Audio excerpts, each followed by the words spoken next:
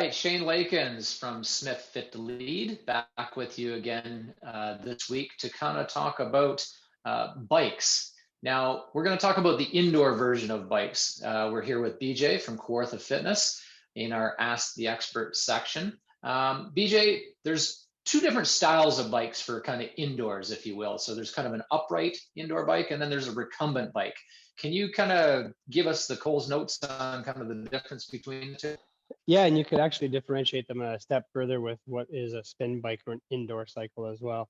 An upright bike typically means that you're looking for something that's pretty comfortable. You're sitting kind of upright. The console is a full screen, push button programs, more feedback.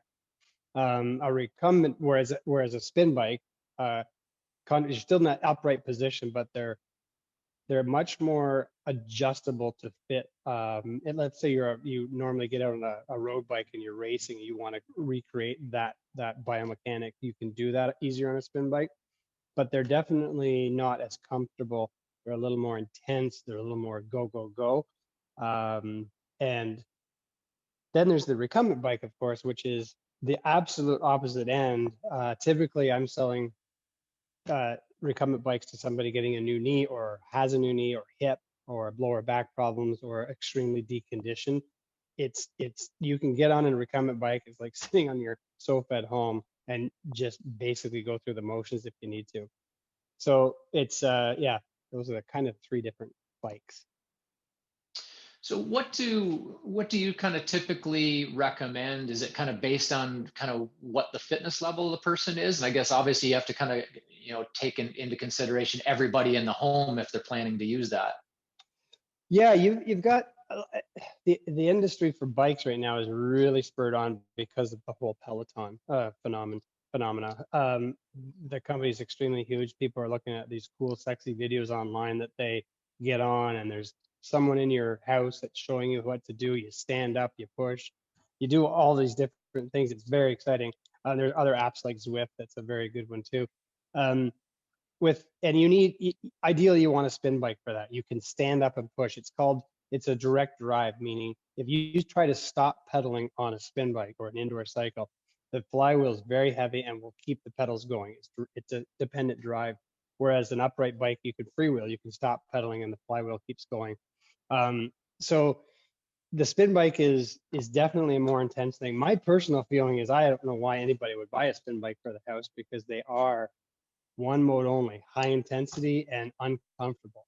And you can do that on an upright bike, but you can also do a base workout, aerobic base workout, and keep more of a steady state.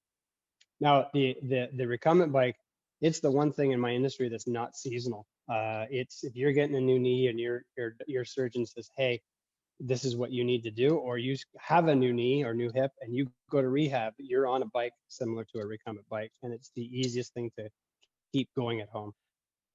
So BJ, on a recumbent bike, it's got a little bit more of a benefit for some of our clientele at the School of Business, our busy executives, because I think you can multitask a little bit more on that, where you could actually read, or you could kind of it's a position that's fairly easy to kind of do that on. Would you agree?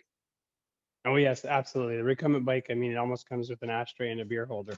It's pretty easy to get on and use it. Where an upright computerized bike, similarly, you could certainly read, iPad, do your email and stuff like that. Spin bike, not so much. Correct. Yeah. I guess the difference in kind of the price points on all of those. And different levels of quality again. And you can get into a spin bike for $300 or $400 at Walmart, but I don't know what quality is going to be like there. A good spin bike is starting around $1,000. An upright bike, you can get a good quality workout for $500 to $700.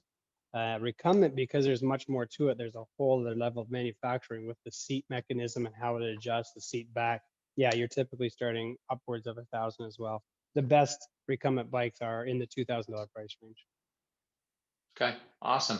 So that's kind of the difference between kind of the recumbent, upright, spin bikes. That's great information, BJ. Anything else before we kind of close it off for today on any of those? I was just going to say, a lot of people are spending a lot of money on the Peloton bike. The app is phenomenal, and I get that.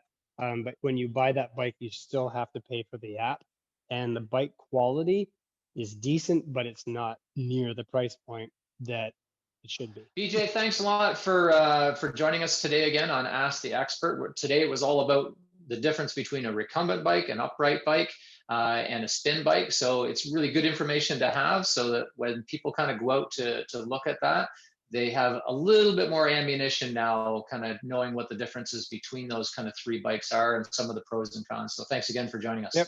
Thanks, Shane.